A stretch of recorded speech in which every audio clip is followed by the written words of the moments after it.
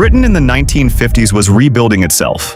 The war was over. The factories were running again. Streets that had been quiet for years were slowly filling with the sound of engines. And British car makers, passionate, proud, and endlessly creative, were dreaming bigger than ever before. This was a golden era. A time when a small team of engineers could sketch something on paper in the morning and have it rolling out of a workshop by the end of the year. When ambition was not limited by budgets. When character mattered more than conformity. But not every car survived. Some of the most extraordinary British cars ever built lasted just 12 months. 1 year. Produced, sold, and then gone. Sometimes before the public even knew they existed. Today, we are counting down 9 forgotten British cars that existed for just 1 year. Cars that deserved far better. Cars that history almost completely erased.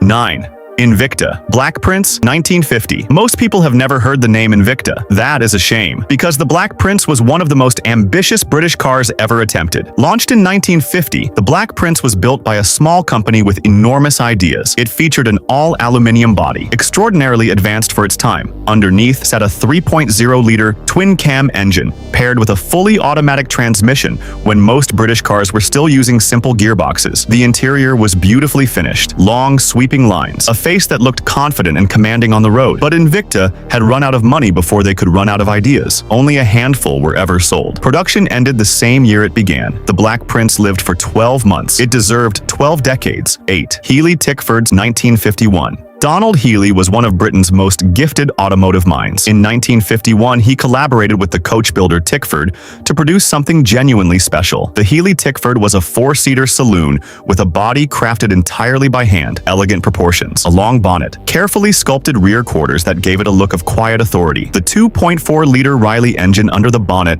gave it real performance for the era. Smooth, refined, exactly what a British gentleman expected. But Healey's partnership with Austin was deepening at exactly the same moment. The Austin Healey was coming, and when it arrived, the Tickford quietly disappeared. 1 year, 1 collaboration, 1 forgotten masterpiece. 7. Fraser Nash Le Mans Replica, 1953. The name alone tells you everything. Fraser Nash had competed at Le Mans and wanted the world to know it. The Le Mans replica of 1953 was a raw, open-top sports car built for drivers who wanted absolutely nothing between themselves and the road. A Bristol 2.0-liter engine sat up front. Lightweight aluminium body panels kept the weight almost impossibly low. The result was a machine that could genuinely embarrass far more expensive cars on the right stretch of road. Only a tiny number were built in 1953. Fraser Nash was always a small operation, building cars by hand, one at a time, for drivers who truly understood what they were buying. Production of this specific model lasted just 1 year, but the reputation it built has lasted forever. 6. Daimler Conquest Century Roadster, 1954. Daimler was Britain's most establishment car company. Kings rode in Daimlers. The royal family trusted Daimlers. So when Daimler announced a 2-seat open roadster in 1954, the motoring world was surprised. The Conquest Century Roadster was genuinely beautiful, low, sleek, far more sporting than anything Daimler had ever attempted. A 2.4-liter engine that, in roadster form,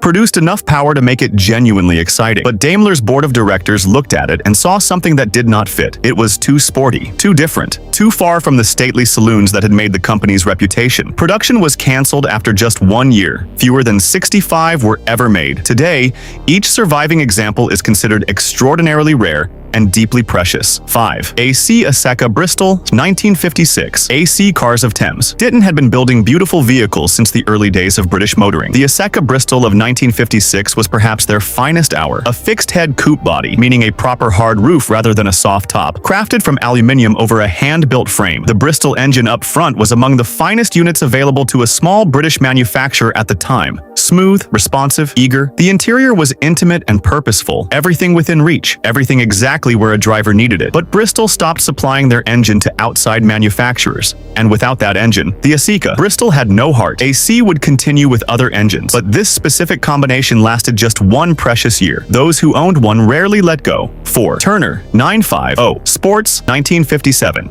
Jack Turner built cars in a small workshop in Wolverhampton. No grand factory, No marketing department. Just a man and a small team who believed they could build something special. The Turner 950 Sports of 1957 was exactly that, an impossibly light fiberglass body. Turner was ahead of almost everyone in adopting this material, a Coventry Climax engine that had been designed originally for fire pumps, but had found its calling in lightweight sports cars. The result weighed almost nothing and went like fury. It looked like a miniature sports car from a science fiction film. Low, round, wide-eyed headlamps, a smile built into its front end. Turner updated and evolved his cars constantly, which meant each specific version lasted only a single year before being replaced with something better. The 950 of 1957 was a one-year wonder that pointed the way forward for everyone who followed. 3. Bristol 405 Drophead Coupes 1956. Bristol cars were never interested in selling to everyone. They built cars for a very specific kind of person: quiet, knowledgeable, wealthy enough not to need to show it. The 405 Drophead Coupe of 1956 was their only open-top car. Bristol, famous for closed saloons, produced a convertible just once, and it was magnificent. The 2.0-liter six-cylinder engine whispered rather than roared. The hood folded neatly away to reveal an interior of extraordinary quality. Real leather, real wood, everything made to last a lifetime. Only 43 were built. 43 in 1 year. Then Bristol closed the roof on convertible production forever and never returned. Those 43 cars today are among the most collectible British vehicles ever made. Each one a small miracle of craft and restraint. 2. Leah Francis 2.5-liter Sports 1952. Leah Francis had been making cars since 1904. By 1952, they were a small company with a long history and a final burst of inspiration. The 2.5-liter Sports was their last genuine sports car, a flowing two-seat body, a powerful twin-cam engine that had been developed with genuine care and technical ambition. It drove beautifully, light steering, a gearbox that shifted with precision, a chassis that handled country roads like it had been born for them. Motoring journalists who tested it in 1952 were genuinely impressed. Some called it one of the finest British sports cars of its era. But Leah Francis was running out of time and money. The company would close just a few years later. The 2.5-liter Sports lasted 1 year, a final statement from a company that had given British motoring half a century of service. It deserved a longer goodbye. 1. Pegasus GT 1958. Almost no one knows this name, and that is exactly why it belongs at number 1. In 1958,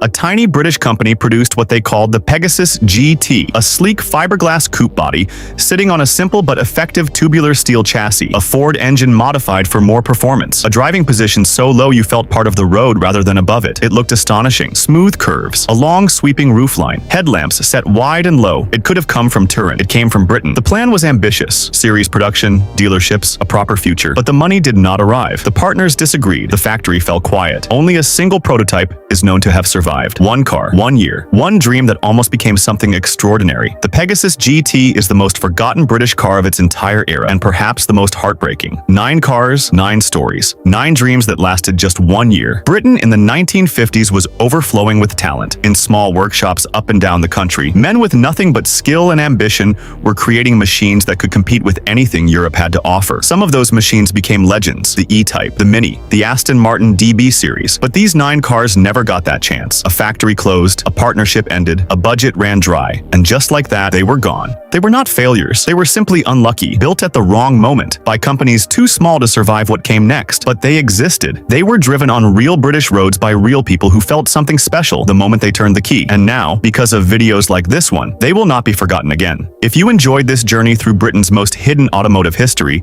subscribe to Old Britain Garage. Every week we open the doors on the cars, the stories, and the people that made British motoring truly great. We'll see you in the garage.